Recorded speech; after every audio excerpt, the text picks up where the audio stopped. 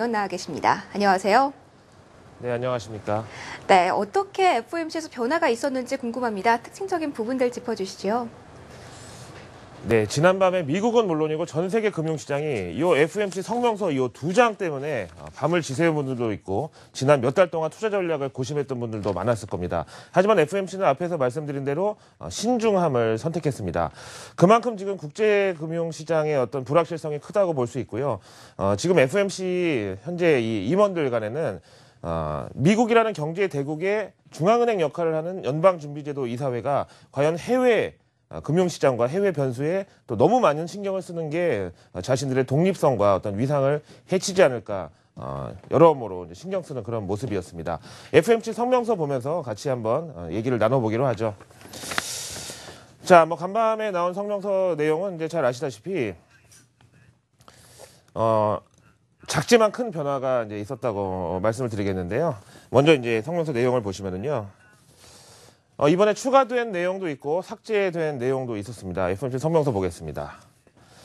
지금 이제 연두색 형광펜으로 표시되어 있는 부분이 새로 추가된 내용이고요. 가운데를 까만색으로 쭉 그어져 있는 부분이 이제 이번에 삭제된 표현인데 지금 먼저 이제 첫 번째 표현 같은 경우에는 미국의 이제 경제 활동이 확장 국면을 지속 중에 있다.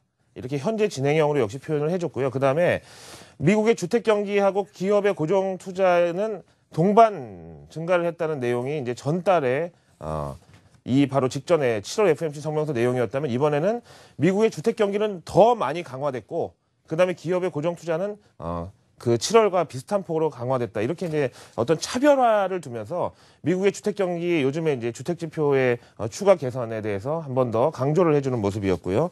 이제 그 다음에 보면은요 앞에서 말씀드린 대로 이번 FOMC에서 기준금리 인상을 하지 않고 금리 동결을 하는 대신에 상당히 좀 신중한 스탠스를 갖다. 이 이유가 이제 표시가 되고 있습니다.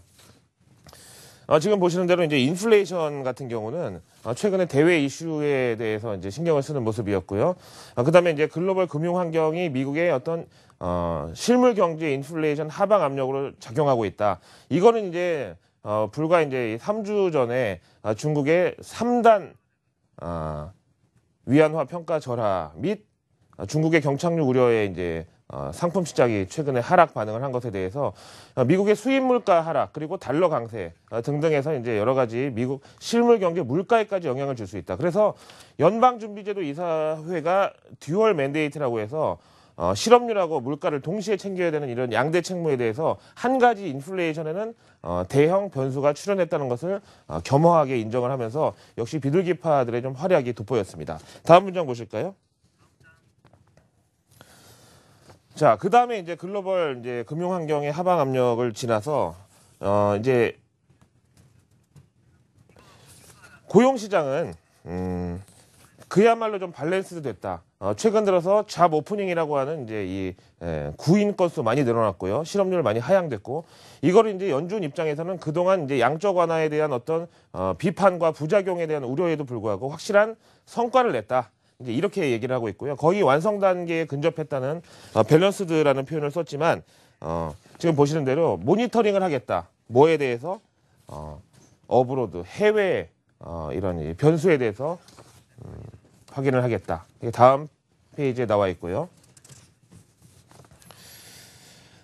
그래서 이제 앞에서 보신 대로 이번에 새로 추가된 표현은요. 지금 이제 보시고 있는 인플레이션 표현 말고 그 다음 장에 보시면은 버트 그러나 우리는 모니터링을 강화하겠다. 이제 이 표현이 추가됐다고 이제 말씀을 드리고 있는데요.